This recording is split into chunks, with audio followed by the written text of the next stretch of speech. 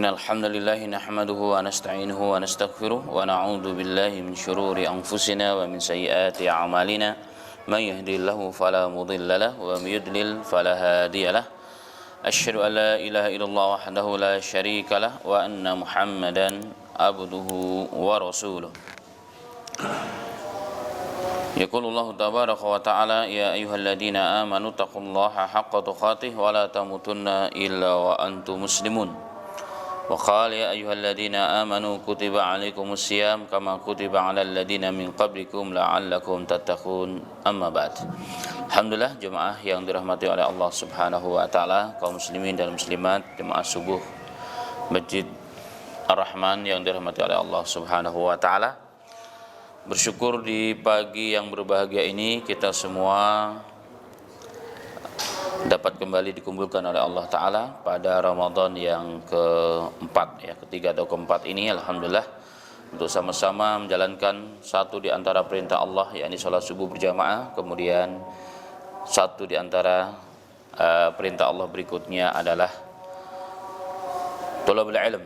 Khusus pada bahasan pada kali ini kita membahas tentang seluk-beluk kehidupan Nabi kita Muhammad sallallahu alaihi wasallam dari sudut pandang beliau sebagai seorang manusia, yang dibahas tentang dohir dan batinnya Rasul, akhlaknya Nabi Muhammad sallallahu alaihi wasallam terkait dengan kehidupan beliau sehari-hari dan bagaimana kehidupan beliau bersama dengan keluarganya, dengan umatnya dan seterusnya.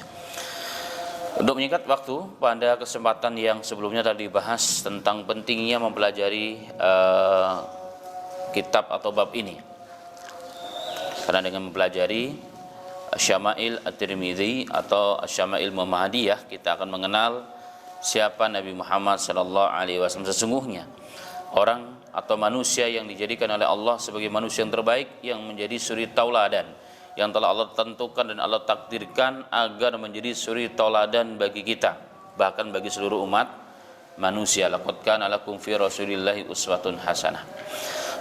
Itu yang pertama. Kemudian yang kedua, pada bahasan yang pertama kemarin telah dibahas tentang sifat dan khalqiyahnya Rasul sallallahu alaihi wasallam, atau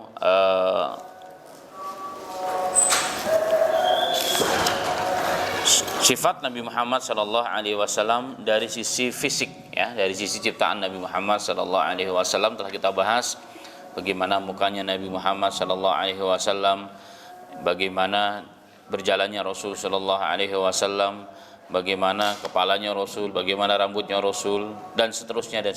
Kemarin telah dibahas pada bab yang pertama, dan hadisnya cukup banyak, waktu itu ada kurang lebih 15 hadis. Sudah kita bahas pada pertemuan yang pertama. Yang kedua, pada bab yang kedua ini kita bahas tentang babu majaa fi khatamin nubuwati. Bab tentang khatam, cap tanda kenabian. Boleh yang bawa kitab dibuka pada kalau sama cetakannya, sama. Pada halaman ke-25, itu bab yang kedua. Bab yang kedua tentang bab tanda atau cap kenabian Nabi Muhammad sallallahu alaihi wasallam. Sengaja saya membawa catatan tadi malam, karena susah kalau nulis langsung di buku, saya tulis di komputer. Ada beberapa catatan penting yang tidak ada dalam buku ini. Tidak ada catatan, ada catatan penting yang tidak ada dalam buku ini. Sengaja saya buat catatan di sini. Baik, pada bab ini terdapat kurang lebih 8 hadis, kurang lebih terdapat 8 hadis tentang masalah khatam nubuwah ataupun tanda kenabiannya Nabi Muhammad sallallahu alaihi wasallam. Sebelum kita bahas,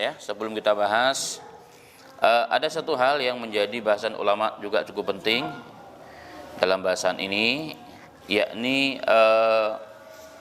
apakah tanda kenabian ini, jadi judulnya, apakah tanda kenabian ini khusus untuk Nabi Muhammad atau juga umum bagi seluruh para nabi dan rasul.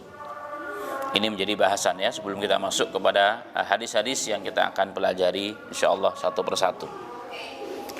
Sekali lagi pertanyaannya bahwa tanda cap nubuahnya Rasul ya, tanda, jadi Rasul punya cap khusus, tanda khusus yang kemarin saya singgung di belakang sini letaknya ya, di belakang punggungnya Nabi Muhammad SAW, tapi lebih mengarah ke arah kiri. Itu apakah khusus untuk Nabi Muhammad SAW saja atau ianya juga diberikan oleh Allah kepada seluruh para nabi dan rasul? Itu yang menjadi bahasan. Baik, dalam hal ini maka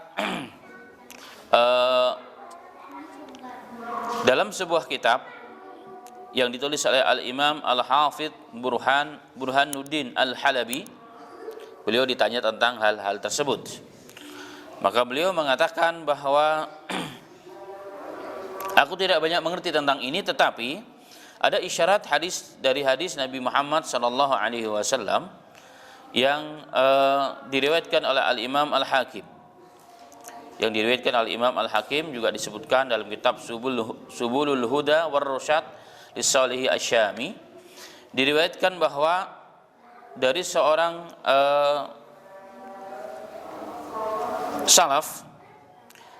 salaf yang bernama Wahab bin Munabbih, beliau mengatakan lam yab'as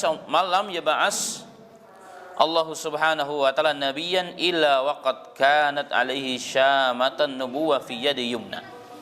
Jadi beliau mengatakan ya, tentunya beliau mengatakan hal-hal yang gaib seperti ini insyaallah beliau merujuk kepada tentunya ilmu yang dipelajari dari orang-orang yang sebelumnya. Beliau mengatakan tidaklah seorang nabi diutus di muka bumi ini, jadi tidaklah seorang nabi diutus di muka bumi ini kecuali Allah akan memberikan tanda syamatun nubuwah fi yadil yumna. Syamah itu semacam tai lalat lah begitu kurang lebihnya, semacam tai lalat yang akan berada di sebelah kirinya katanya. Jadi setiap nabi itu diutus oleh Allah punya tanda khusus, semacam tai lalat berwarna hitam di sebelah kirinya.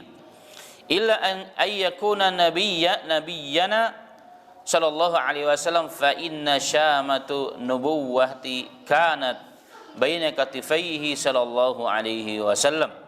Fa ala hadha yakunu wad'ul khatam bi dhahri nabi sallallahu alaihi wasallam mimma ikhtassa bihi anil anbiya. Kecuali nabi kita Muhammad sallallahu alaihi wasallam, beliau diberikan tanda khusus. Jadi setiap para nabi punya tanda khusus, dia seorang nabi. Dia seorang nabi, katanya warna hitam atau semacam tai lalat di sebelah kirinya. Tapi khusus untuk nabi kita Muhammad sallallahu alaihi wasallam karena beliau digelari sebagai khataman nabiyyin, sebagai penutup para nabi dan rasul, maka keberadaan tanda tersebut bukan di tangan kirinya tetapi di belakang punggungnya. Ya, di atas ini yang kita akan bahas sesuai dengan bahasan hadis-hadis yang ada dalam kitab ini. Dengan ini maka bahwa Nabi Muhammad SAW punya ciri khas, ya, punya ciri khas, ya. Maka Al-Imam As-Shalih Asy-Syami mengatakan inilah tanda khusus untuk Nabi kita Muhammad SAW sebagai seorang Nabi dan Rasul yang menjadi khataman nabiyyin atau penghulunya para nabi dan rasul sallallahu alaihi wasallam. Nah, ini bahasan yang pertama ya, tambahan sebelum kita masuk kepada hadis. Baik. Kita masuk kepada hadis ya. Pada hadis ini, pada bab ini terdapat kurang lebih 8 hadis. Boleh dilihat kembali kepada kitab halaman 25 bahwa bab tentang tanda kenabian sallallahu alaihi wasallam atau khatam ya, dalam bahasa Arab disebut khatam dengan khatam. Ini tanda cap kenabian Nabi Muhammad sallallahu alaihi wasallam. Pada bab ini terdapat 8 hadis. Dan kita tidak akan bahas semua hadis-hadisnya ya, karena ada yang panjang ada yang pendek, dan kita akan bahas petikan-petikan hadis yang sesuai dengan bahasan kita. Yang pertama adalah hadis yang sahih. Diriwayatkan oleh Al-Imam ya, Al-Imam Tirmidzi dan juga dikeluarkan oleh Imam Bukhari dan Imam Muslim. Beliau meriwayatkan dengan sanadnya. Beliau meriwayatkan dengan sanadnya kepada Sa'ib bin Yazid Beliau mengatakan dahabtu bi khalati ila Nabi sallallahu alaihi wasallam. Bibiku kata beliau, ya kata Sa'ib, membawaku menghadap Nabi Muhammad sallallahu alaihi wasallam. Faqalat ya Rasulullah, inna bana ukhti waji'un. Ya Rasulullah, wahai utusan Allah, sesungguhnya anak saudariku, berarti keponakan ya, anak saudariku ya, kata bibinya As-Sa'ib bin Yazid ini, seorang sahabat juga. Sesungguhnya anak dari saudariku sedang mengalami sakit ya Rasul. Sedang mengalami sakit ya Rasul. Famasaha ra'si wada'a li bil barakah. Maka Nabi Muhammad mengusap kepalaku, jadi kemungkinan besar beliau masih kecil saat itu, diusap kepalanya, kemudian didoakan ya untuknya, ya untuk Sa'ib tadi dengan doa keberkatan. Semoga Allah memberikan keberkatan padanya, pada hidupnya ya, dan seterusnya. Fatawaddo'a fasyaribtu min wadu'ihi. Kemudian Rasulullah SAW itu berwudu dan aku meminum dari sisa air wudunya. Dan aku meminum dari air sisa wudunya, yang tentunya sisa air wudunya sudah bercampur, pernah dicelupkan tangannya Nabi Muhammad sallallahu alaihi wasallam. Karena wudunya Rasulullah tidak seperti hari ini. Hari ini kita pakai keran. Kalau zaman dulu tidak, dicelupkan tangannya Rasulullah. Makanya dalam beberapa hadis Rasulullah mengatakan, jika salah seorang di antara kalian baru bangun malam, jangan langsung mencelupkan tangannya ke dalam wadah, ke dalam bejana. Tapi miringkan 3 kali, miringkan kemudian basuh sampai 3 kali baru dicelupkan tangan ke dalam wadah tersebut. Nah, dari sini kita fahami bahwa tangan Nabi Muhammad SAW dimasukkan ke dalam tempat wudu, kemudian sisa wudunya tersebut diminum. Dan ini juga sunnah ya. Jika kita yang kita pakai tempat air wudu pakai bejana, maka orang-orang zaman dulu terutama di beberapa negara hari ini di pedesaan pun masih wudunya seperti itu. Seperti di daerah India, Pakistan itu pakai loda namanya. Jadi semacam caret kecil begitu, dimasukkan air, dimasukkan dalam itu, kemudian dia wudu dengan tempat tersebut. Wudu dengan seperti zaman dahulu. Nah, sisa air wudu yang ada pada tempat tersebut disunnahkan untuk diminum. Kadang-kadang dipercikan di tangan, kemudian disiramkan dipercikan di wilayah depan ya, baik di celananya ataupun di sarung ataupun di bajunya. Itu sunnah Nabi Muhammad. Dari sisi yang lain bab fikih ya, tapi kita tidak masuk ke sana. Nah, ini yang dilakukan oleh Rasulullah. Kemudian sisa air wudunya Rasulullah diminum oleh Sa'ib bin Yazid radhiyallahu anhu. Baik. Wa kumtu khalfa dhahrihi. Kemudian aku berdiri di belakang punggungnya. Fanadartu ila khatimi baina katifai. Kemudian aku melihat tanda cap kenabian Nabi Muhammad sallallahu alaihi wasallam di antara dua pundaknya. Di antara kedua pundaknya sallallahu alaihi wasallam, fa idza huwa mislu ziril hajalah. Dan ternyata bentuk cap nubuahnya Nabi Muhammad sallallahu alaihi wasallam pada hadis yang ini seperti telur burung hajalah atau telur burung merpati. Berarti bulat ada di sini. Ya, pas di kedua punggungnya Nabi Muhammad sallallahu alaihi wasallam. Baik, dalam hadis yang lain, pada hadis yang kedua ya, seperti hamra misla baydatil hammah. Bentuknya seperti sepotong daging berwarna merah. Pada hadis yang kedua boleh dilihat seperti telur burung merpati, jadi mirip ya, tapi ada daging dia seperti daging tumbuh tapi warnanya kemerahan. Tapi bulatnya seperti seperti telur burung merpati.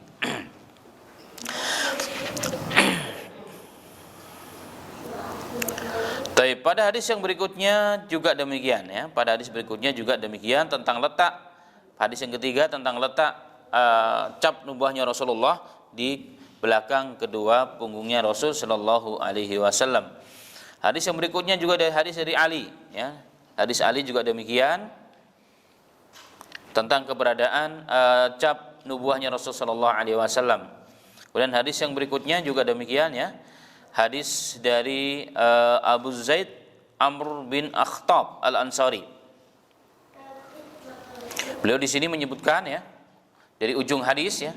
Kalau tertulis pada hadis ke-19 di ujung hadis Dilihat pada halaman ke-27 ujung hadis dikatakan wa mal khatamu qala sya'aratun mustami'at. Dikatakan bagaimana bentuk dari tanda kenabian tersebut, itu pertanyaannya. Maka beliau ya menjawab bahwa bentuk cap kenabian atau tanda kenabian Nabi Muhammad sallallahu alaihi wasallam adalah sya'aratun mujtami'at, yakni seperti kumpulan bulu-bulu kecil. Seperti kumpulan bulu-bulu kecil. Berarti seperti daging yang tumbuh yang agak kemerahan kemudian ditumbuhi bulu-bulu kecil, ya kan? Biasanya kan begitu. Kalau bulu yang tumbuh itu, daging tumbuh biasanya ditumbuhi bulu-bulu kecil. Tapi bentuknya bulat seperti telur burung merpati. Dan ini penggabungan dari hadis-hadis yang ada yang tadi telah dijelaskan. Begitu juga pada hadis yang panjang sekali. Nah, pada hadis yang panjang ya, pada hadis yang ke-21. Ya, pada hadis yang ke-21 ini tentang kisah masuk Islamnya Salman Al-Farisi, seorang sahabat yang berasal dari negara Iran hari ini. Beliau salah seorang sahabat yang umurnya sangat panjang. Ratusan tahun beliau umurnya. Karena beliau berkelana dari manusia ke manusia yang satu, bahkan ada beberapa pendapat ulama belakang beliau telah ada dari sebelum Rasulullah lahir. Tapi pencarian tentang kenabian Rasulullah dimulai dari Iran, kemudian beliau tinggal di wilayah Syam, berkhidmat sampai mati yang dikhidmati ini para ahli kitab, para ulama-ulama ahli kitab sampai 7 kali, sampai 7 orang. Kemudian terakhir diisyaratkan kalau kamu mau cari nabi terakhir pergilah ke Madinah, sehingga beliau menjual dirinya, ya, menjual dirinya kepada orang-orang Yahud yang dari wilayah Syam. Wilayah Syam itu hari ini terpecah menjadi negara 4 ataupun 5. Dulu negara 1. Ibu kotanya adalah Damaskus. Jadi Syria, Lebanon, Yordania, Palestina, sekarang masuk Israel. Dulu itu wilayah hanya satu negara disebut dengan wilayah Syam. Nah, orang-orang Yahudi berasal dari sana. Terutama di wilayah Baitul Maqdis, hari ini masuk ke wilayah Palestina. Salman Al-Farisi di sana. Dia tidak tahu bagaimana cara ke Madinah, padahal beliau punya harta. Maka beliau menjual dirinya menjadi budak bagi orang Yahud, yang penting bisa sampai ke Madinah. Nah, sampai di Madinah, singkat ceritanya, beliau melihat seluruh tanda-tanda pada Rasulullah SAW, termasuk juga tanda cap kenabiannya Rasulullah di belakang punggungnya. Kemudian beliau masuk Islam dan bercerita bagaimana pencariannya beliau terhadap kebenaran dan terhadap Nabi Muhammad SAW, sehingga sebagian ulama mengatakan umurnya lebih dari 100 tahun, bahkan ada yang mengatakan lebih dari 200, bahkan ada yang mengatakan sampai 300 tahun. Umurnya Salman Al-Farisi memang jarang dibahas. Umur beliau yang sangat panjang luar biasa, dan itu masuk akal karena beliau hidup bertahun-tahun jauh ya sebelum Rasulullah SAW bahkan dilahirkan katanya. Taib, ini juga beliau bercerita tentang khatman nubuwah sallallahu alaihi wasallam. Baik. Kemudian pada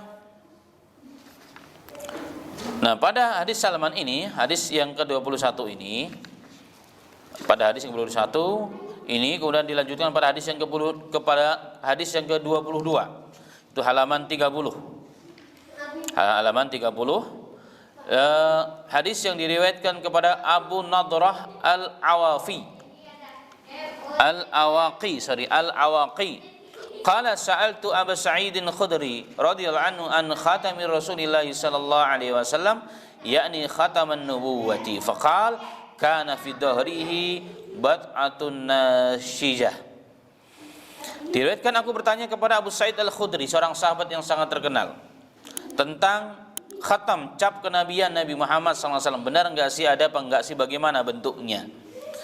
Maka beliau Abu Sa'id Al-Khudri radhiyallahu anhu mengatakan, karena fi dhahrihi, ya ada, bahwa khataman nubuwah itu berada di belakang punggungnya Rasul sallallahu alaihi wasallam, dan bentuknya, kata beliau, bad'atun nasiyah, bentuknya adalah seperti daging yang menyembul, daging tumbuh bahasa kitanya ya, seperti daging yang tumbuh, yang kita merujuk kepada tadi, ditumbuhi bulu-bulu, dan bentuknya bulat seperti telur burung merpati. Kemudian pada hadis yang terakhir,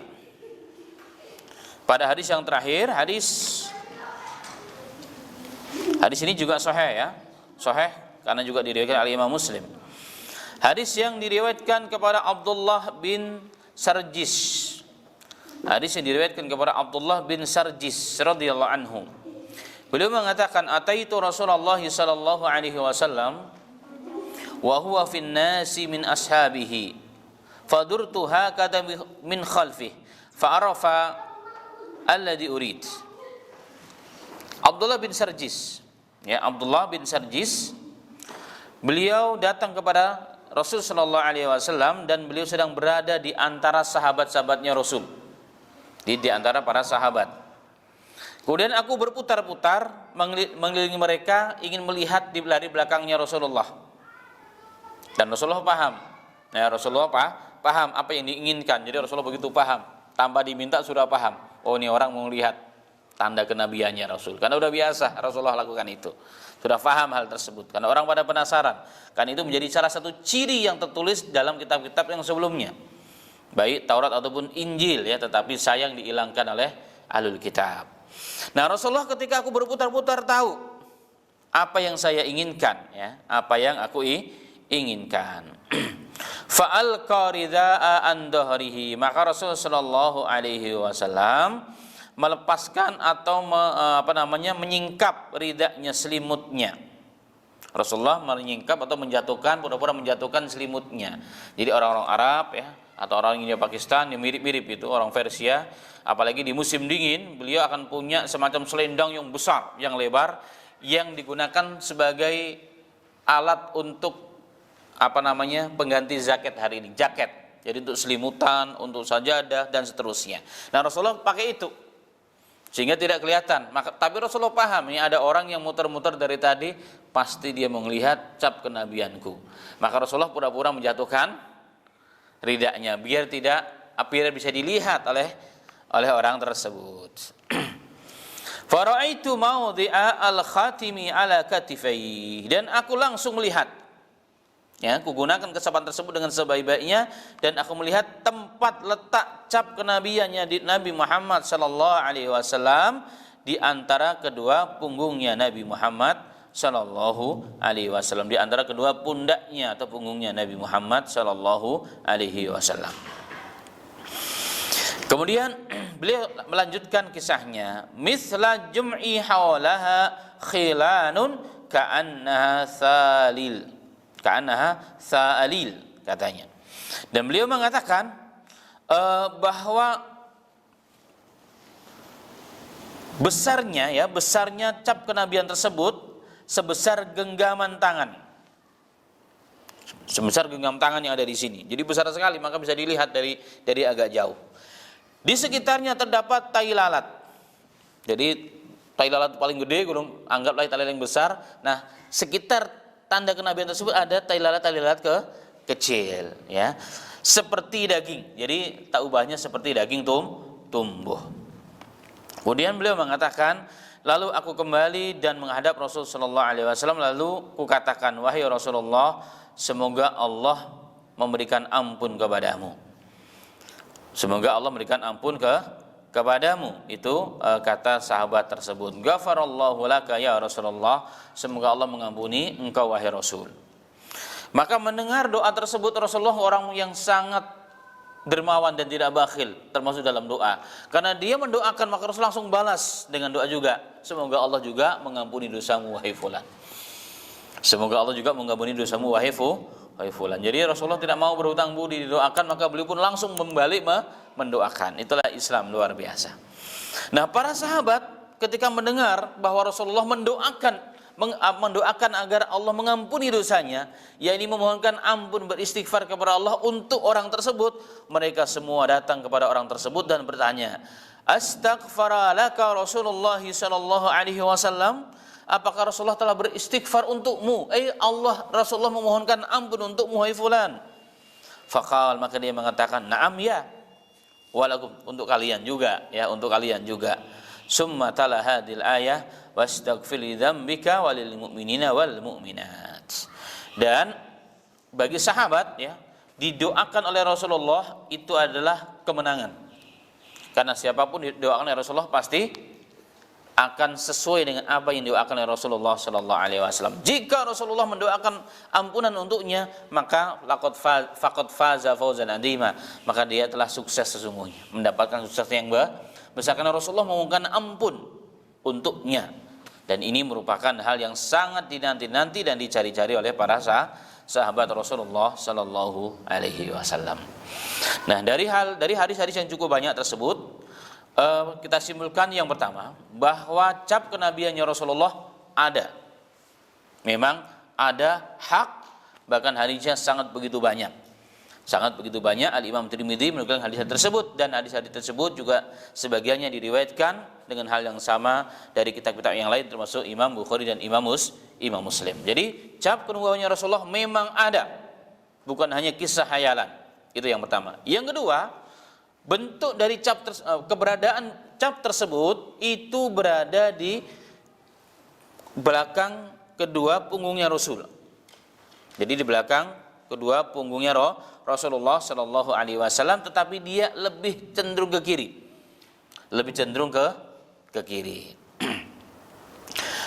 Ada satu pernyataan dari Al-Imam Al-Hafidh Ibnu Hajar.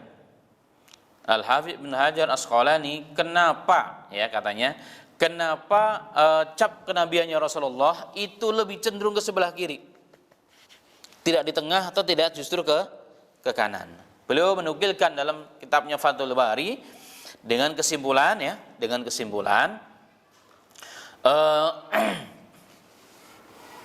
bahwa syaitan itu selalu menggoda manusia, dan mereka menggoda dari sebelah kiri manusia. Dari sebelah kiri manusia menyerang, ya, dengan kapan manusia itu lalai, maka dia langsung menusukkan. Jadi setan itu punya belalai seperti nyamuk. Jadi kapan manusia lalai dari Allah sedikit saja, maka dia langsung tancapkan pengaruhnya. Dan itu dari sebelah kiri katanya. Dari sebelah kiri. Maka kenapa Rasulullah SAW diberikan tanda cap kenabian sebelah kiri? Para Rasul juga demikian di tangan sebelah kiri.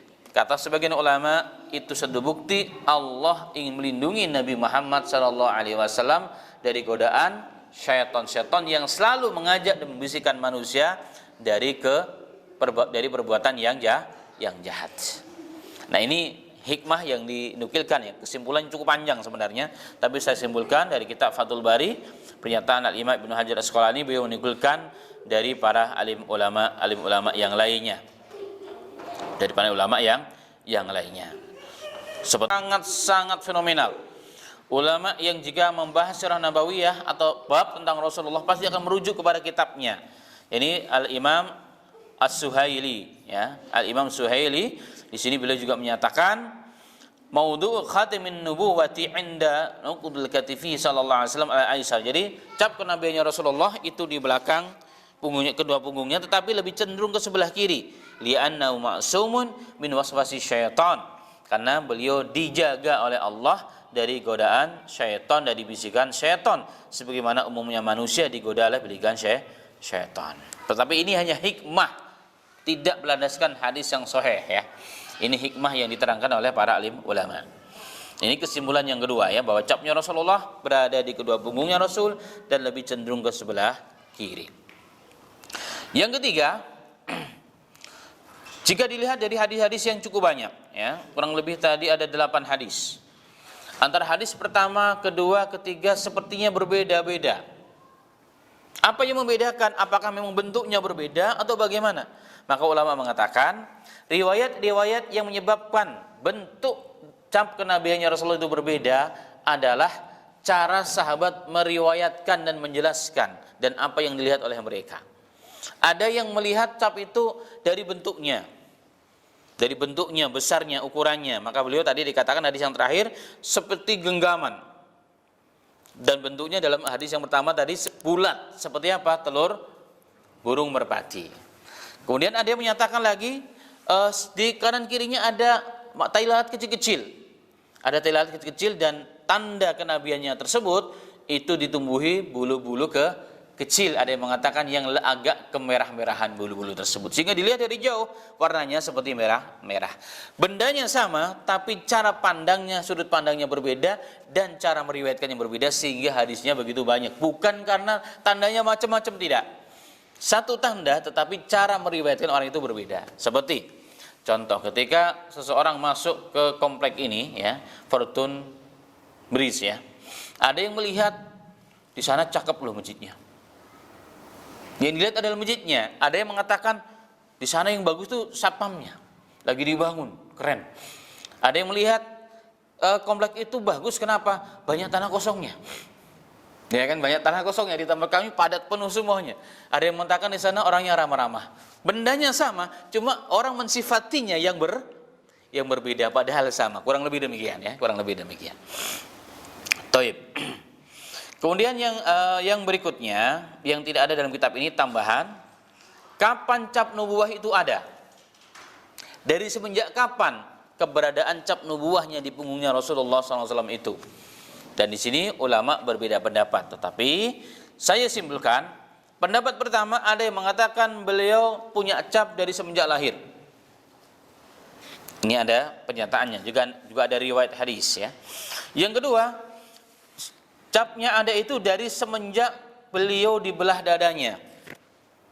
Ketika beliau umur 4 tahun, pembelahan dada itu 3 kali. Ketika beliau belah dadanya pada umur 4 tahun dan beliau sedang berada di kediaman rumah ibunya yang susuan, yaitu Halimah Sa'diyah. Itu ada riwayatnya juga. Yang ketiga, ketika beliau diangkat menjadi nabi, baru dicap kenabian tersebut, berarti umurnya 40 tahun.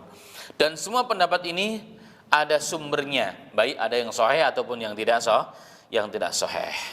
Nah, di antaranya adalah, ya kita sebutkan di antara dalil-dalil tersebut, ada hadis riwayat yang dikeluarkan oleh Imam Al-Hakim, oleh Imam Baihaqi, Abu Nuaim dan lain sebagainya, dari Aisyah yang terjemahnya ya, kurang lebihnya.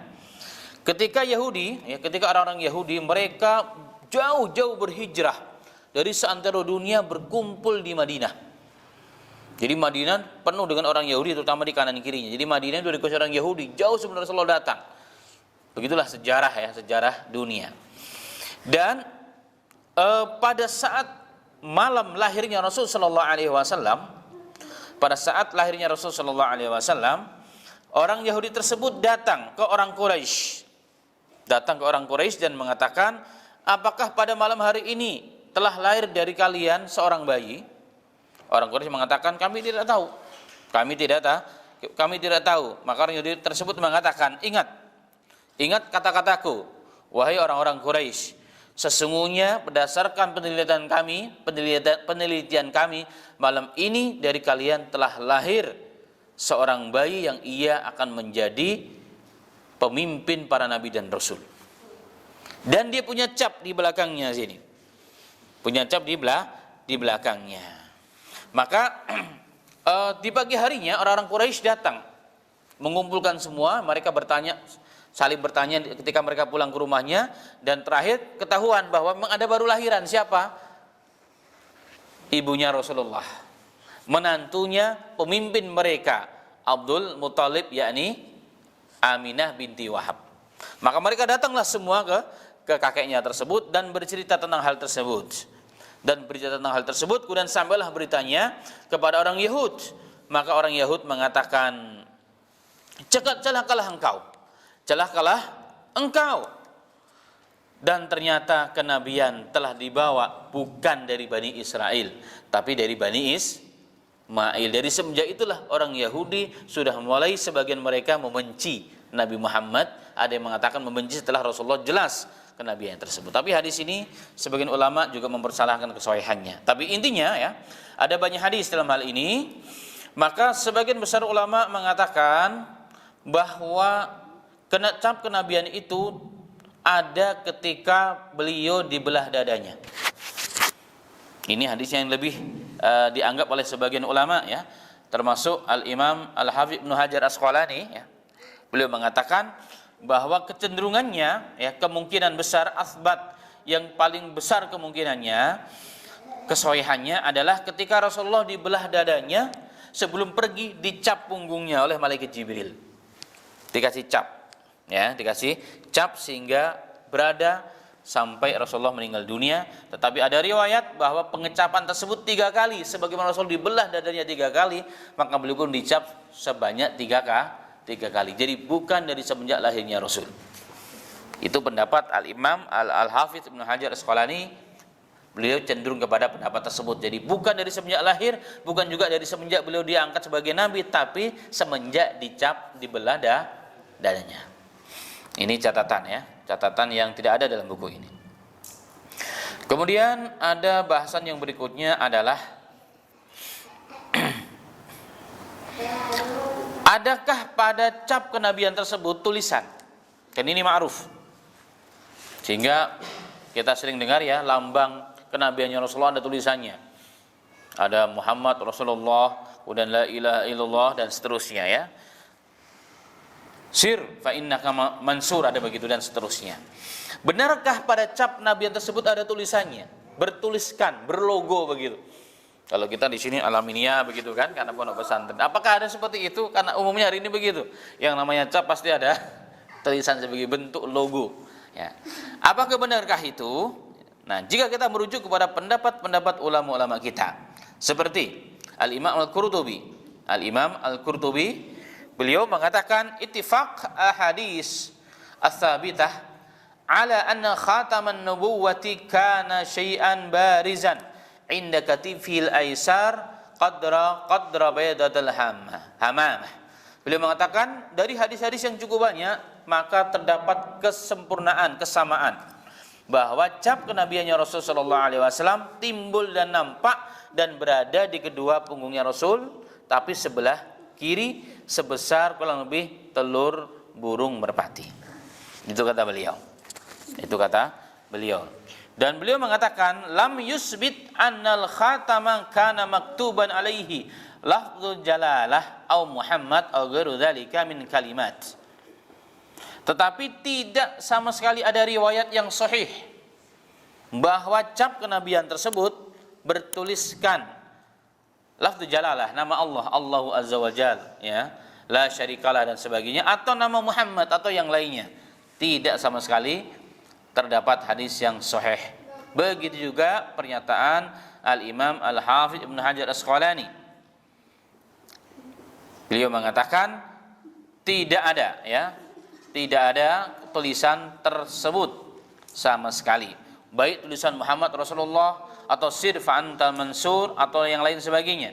Walam yusbit minha syai', tidak sama sekali ada hadis yang sahih.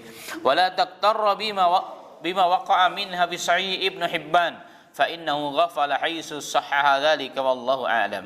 Jangan tertipu dengan apa yang disahihkan pada Sahih Ibnu Hibban oleh sebagian ulama. Itu hadis tidak sahih sebenarnya dari sisi ilmu hadis, walaupun disahihkan oleh beliau sendiri, oleh Ibnu Hibban atau orang-orang yang lain, tapi hadisnya tidak sahih. Sahih. Jadi kalau kita melihat dan mendengar tentang cap nubuwah bertuliskan, hadisnya tidak sahih. Yang terakhir, ada beberapa pernyataan sebagian orang ya, sebagian ulama tentang keutamaan melihat cap nubuwah. Digambar, ditulis ya, kadang ditempel di rumah, di mobil, di mana-mana. Kenapa? Karena ada riwayat katanya, siapa yang berwudu kemudian melihat khataman nubuwah tersebut di waktu subuh, maka sampai sore dijaga oleh Allah. Siapa yang melihatnya dari maghrib dan sore, dijaga sampai subuh. Siapa yang melihatnya permulaan bulan, maka sampai akhir bulan dijaga oleh Allah dari seluruh bala dan mara bahaya. Dan siapa yang melihatnya pada waktu bepergian, maka kepergiannya menjadi barokah. Dan barang siapa yang meninggal pada tahun itu, maka Allah menutup dengannya keimanan. Yang terpenting bahwa bisa melihat tanda kenubuhan tersebut dalam bentuk gambar. Tapi riwayat ini riwayat sangat-sangat lemah, sehingga tidak bisa dijadikan sebagai pegangan walaupun tersebar di seantero Indonesia. Allah musta'an. Ya, dengan demikian maka jelas ya bahwa khatamun nubuwah sallallahu alaihi wasallam ada pada Nabi Muhammad sallallahu alaihi wasallam dan merupakan ciri khas kekhususan Nabi sebagai seorang Nabi, bahkan Sayyidul Awwalin wal Akhirin sallallahu alaihi wasallam. Jadi dengan demikian maka berakhir kajian kita pada bagi yang berbahagia ini tentang bab kedua dari kitab Syama'il At-Tirmidzi atau Syama'il Muhammadiyah sallallahu alaihi wasallam. Baik, silakan jika ada menambahkan atau ditanyakan. Tafadhal, silakan.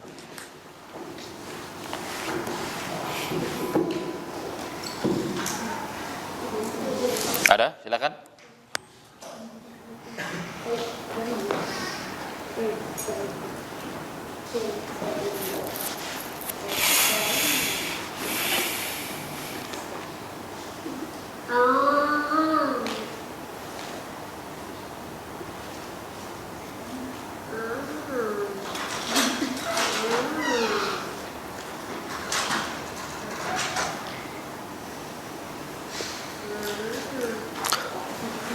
Baik, kalau tidak ada kita tutup, dan sebelum ditutup ya kita berdoa kepada Allah Subhanahu wa taala. Semoga dengan apa yang kita kaji pada pagi yang berbahagia ini ya, pagi yang penuh barakah ini, Ramadan ini, insyaallah taala menambah kecintaan kita kepada Rasul karena kita mengerti dan bertambah ma'rifat kita, pengetahuan kita, pengenalan kita kepada Nabi kita Muhammad sallallahu alaihi wasallam. Memang beliau manusia yang berbeda dengan yang lainnya yang dijaga oleh Allah Subhanahu wa taala. Dan semakin kita mengenal beliau, semakin cinta kepada beliau, sehingga kita mudah insyaallah untuk mengikuti seluruh sunnah-sunnah Nabi kita Muhammad sallallahu alaihi wasallam sebagai syarat dan bentuk keimanan kita kepada Allah dan Rasul-Nya, dan bekal kita menuju dan kembali kepada Allah Subhanahu wa taala. Amin ya rabbal alamin, dan semoga Allah berikan barokah pada ilmu kita. Demikian mari kita tutup dengan kifaratul majelis. Subhanaka rabbana wa bihamdika asyhadu an la ilaha illallah astaghfiruka wa atubu ilaik. Assalamualaikum warahmatullahi wabarakatuh.